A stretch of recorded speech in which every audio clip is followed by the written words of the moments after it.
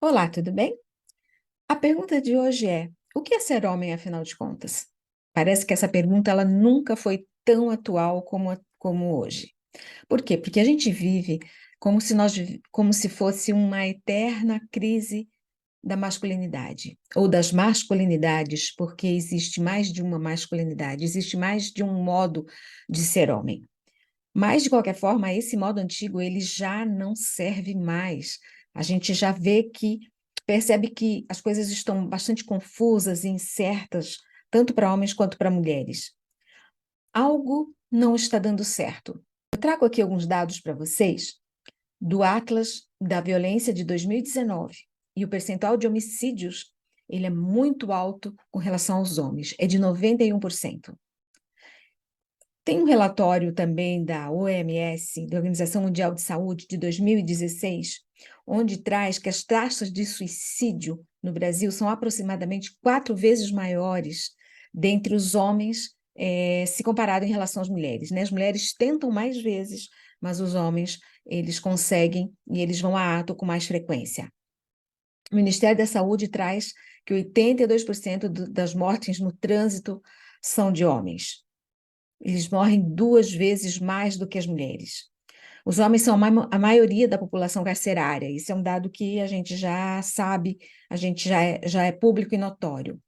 Ou seja, a gente precisa pensar um pouco o que é que está acontecendo no mundo com relação a homens e mulheres. Muito embora a gente tenha toda essa narrativa, né, da criação do homem, do que o homem não chora, que o homem não pode mostrar sua vulnerabilidade, a gente precisa olhar para essas narrativas e ver o que de fato nelas tem respaldo histórico e o que na verdade são narrativas, são crenças centrais, ou seja, são crenças limitantes, centrais, que a gente vai repassando de uma geração para outra, e isso vai internalizando em nós como se fosse uma verdade absoluta. Na verdade, nós precisamos criar espaços para que a gente possa revelar a masculinidade, as várias masculinidades, né? E como que ela está alinhada ao nosso mundo, ao mundo moderno, à atualidade, aos avanços tecnológicos. E aí são espaços que onde a gente pode, então, fortalecer, né, não só o homem, mas todo ser humano, né, para que ele possa ser feliz, para que a gente possa fortalecer a personalidade, a estrutura dessa pessoa, seja homem, seja mulher, mas aqui a gente está falando nesse vídeo sobre o que é ser homem, afinal de contas. O meu palpite, e de tudo que eu já conheço e já li, é que nós estamos caminhando em passos lentos, às vezes desconectados da realidade, né? Dessa realidade do que se entende, né? Por ser homem, por ser mulher, nessa nossa sociedade. Mas a gente está caminhando. Mas esse movimento, ele ainda é lento, mas ele vem ganhando força, e não só pelas manifestações, pelos fóruns de discussão que estão sendo abertos a cada dia, pelos programas de TV, né, onde a gente assiste, a gente vê aí homens falando sobre as suas fraquezas, as suas vulnerabilidades, as suas potências, mas a gente também vê aí uma retomada do próprio homem, né, a partir de fatos, por exemplo, midiáticos, que mexem com aquele homem que não está dentro desse homem, dessa masculinidade, não se enquadra nessa masculinidade tóxica. Então, esse homem que é legal, que é bacana, que é um ser humano, né, como é um ser humano dentro dessa grandeza que a gente reconhece, né? Então, esse homem, ele já está incomodado com tantas notícias, né? Como sai na mídia. Por exemplo, a gente viu aí nesses últimos dias a notícia daquele médico que agrediu a babá, agrediu o zelador, agrediu o síndico, né? Num bairro aí de classe alta em São Paulo. Então, o que que era aquilo? Né? Era um homem, um médico, dermatologista formado, estudado, culto, que bateu na ex-namorada um pouco antes, no mesmo dia. Depois ele foi para o condomínio dele, ou ele bateu no síndico, ou seja, era um homem que estava raivoso, né? Ele estava assim, fora do seu normal. E o que que é isso? Né? Há indícios, né? E eu já li sobre isso, há indícios, por exemplo, que ele fazia uso da testosterona, e a testosterona a gente sabe como ela mexe, né? A testosterona é um hormônio, os hormônios comandam o nosso corpo, seja homem, seja mulher, E como a testosterona em dose exagerada, né, numa superdose, numa hiperdose, ela deixa a pessoa, tanto mulher quanto homem, que faz uso dessa testosterona como um suplemento, né, deixa as pessoas irritadas, raivosas, com a paciência bastante curta. E aí, talvez isso tenha colaborado, né, para essa explosão desse homem aí, desse médico. De qualquer forma, essa cobertura midiática a respeito das masculinidades, ela é negativa, né? E aí tem perguntas que a gente começa a fazer. Será que há crise, né? Está havendo uma crise dos homens? Por que há tantos comportamentos masculinos que podem ser tão tóxicos, né? Por que os homens têm tido comportamentos tão tóxicos? É, o quão danosos e quão frequentes são esses comportamentos negativos dos homens, né, que têm causado aí tanto sofrimento para mulheres, para toda a sociedade, né? E aí eu acredito que seja hora da gente colocar um pouco mais de foco e de energia, de pensamento, de reflexão sobre outras perguntas, sobre quais são as masculinidades saudáveis. Quais são os modos possíveis de ser homem e ser um homem saudável, né? Onde estão os exemplos concretos que a gente vê e a gente conhece, que eu conheço e você conhece, sobre homens que são ok's, né? Que são legais, que são seguros, jovens que são seguros de si, né? E que se comportam como um ser humano mesmo, né? Então, como homens e mulheres podem cultivar relações que sejam mais construtivas, amorosas, né, de parceria, por exemplo, eh, de uma prática, né, relacional, de uma prática dentro de uma conjugalidade que seja saudável, ou uma prática dentro da sua família que seja saudável.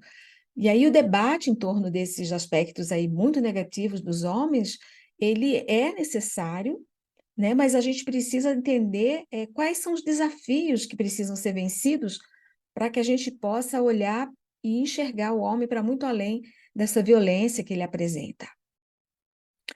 Mas, infelizmente, é isso, né? Que nós temos é que o homem tem, né? Essa masculinidade tóxica tem dominado 90% da pauta, né? E as possibilidades, a gente se arrisca a dizer que chega a ser algo patológico, né? E aí a gente precisa pensar, será que todo homem é tóxico? Ou, é uma prerrogativa do homem ser tóxico? Todo homem é tóxico? É uma doença a ser combatida? Parece que só exagero, não é verdade? Meio assustador.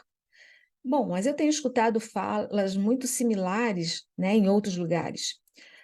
Vou contar aqui rapidinho para vocês. Eu vi ontem, na verdade, assisti no domingo um episódio de um seriado que passa na Netflix, de 5 homens gays, né? Cada um tem uma atribuição. Então, eles vão numa determinada casa, num determinado lugar, eles vão lá e fazem, né, uma transformação. Então, um é designer de moda, o outro é designer de cabelo, o outro tem um psicólogo, o outro é um chefe de cozinha que, né, dá uma alinhada na casa, enfim.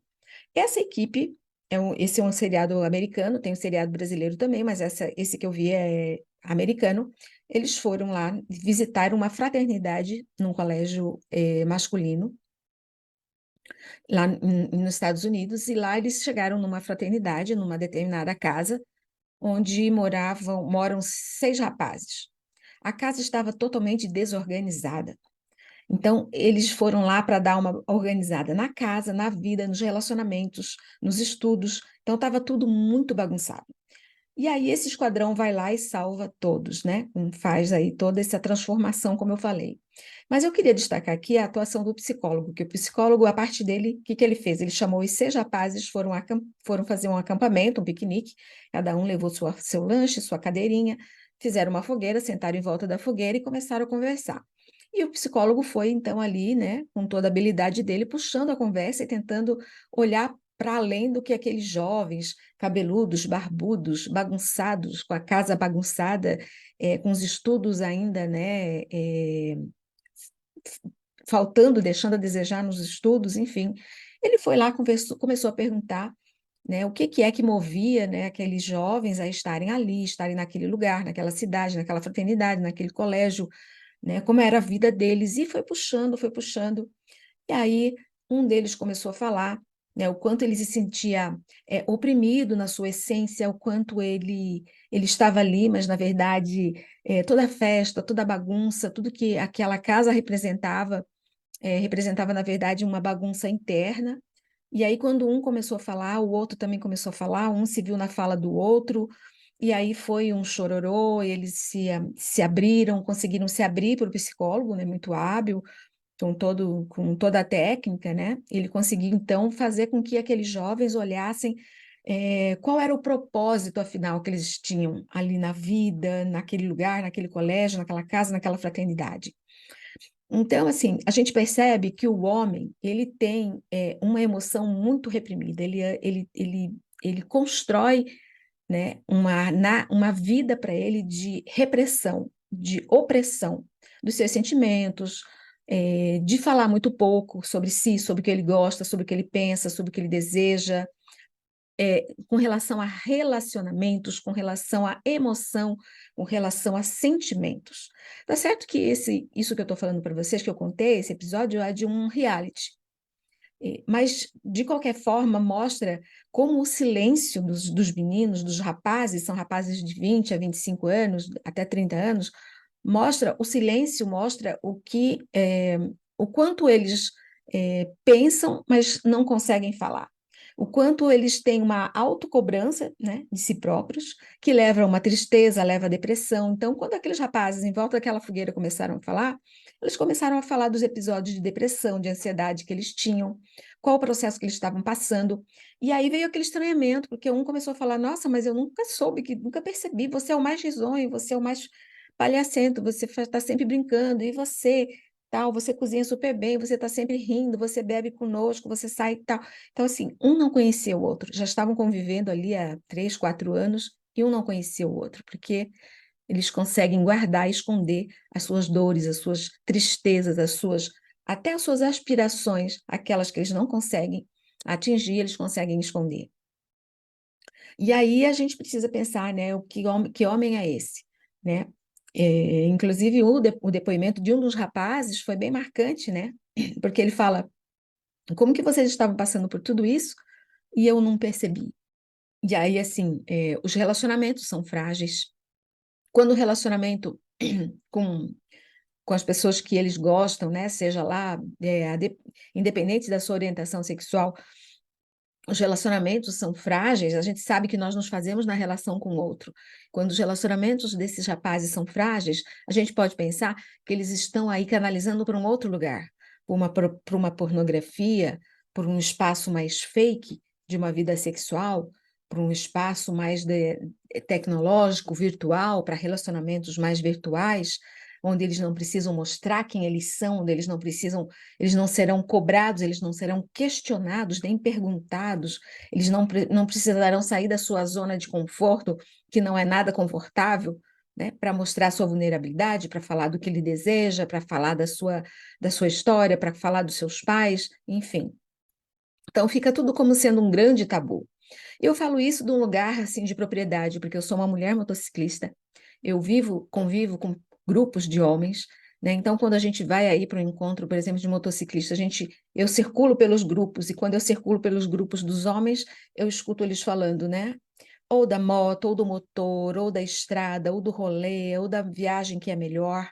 Enquanto isso, as suas mulheres respectivas estão num outro grupo falando de como elas chegaram ali, a briga que elas tiveram em casa com eles, como eles estão sendo em casa, como fulano vai viajar, mas eu não vou porque ele definiu aquela viagem, eu não posso andar de moto porque eu estou com um problema na coluna.